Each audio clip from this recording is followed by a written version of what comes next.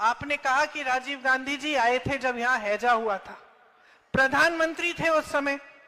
10 सालों से मोदी जी प्रधानमंत्री हैं, कभी आए हैं? कभी देखा है आपने अपनी आंखों से उनको? उस समय हैजा हुआ, आपके प्रधानमंत्री आ गए आपकी गलियों में। देखिए कोई खास बात नहीं है, मेरे पिताजी हैं, अच्छा लगता है सुनकर कि आए, लेकिन खास बात नहीं है, गलतफहमी में मत रहो। प्रधानमंत्री का फर्ज है कि वो आए।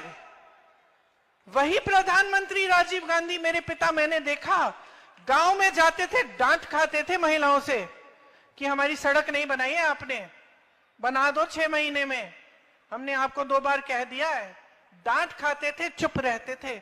मैं बच्ची थी, मैं सोचती थी कि अरे पिताजी को डांट रही है ये, तो मैं पूछा एक बार कि आप तो डांट खा रहे हैं, तो कहा हाँ, क्योंकि मैं तो इन्हीं की सेवा करता हूं, ये तो मेरा कर्तव्य है, ये सड़क बननी चाहिए। और मुझे समझाया, और पिताजी ने मुझे समझाया कि बेटी समझ लो कि ये देश लोकतंत्र है, यहां पे जनता सर्वोपरि होती है।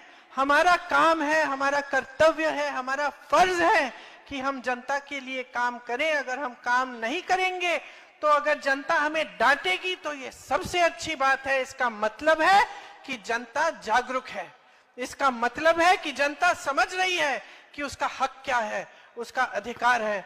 आज डांट के देखो मोदी जी को, जेल में डाल देंगे। अरे उनकी गाड़ी के सामने खड़े हो जाओगे तो जेल में डाल देंगे।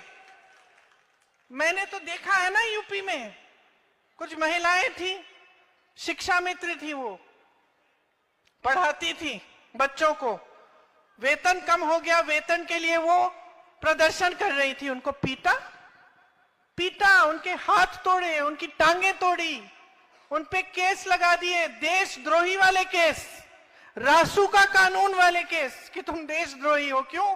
अपना हक मांग रही हो इसलिए।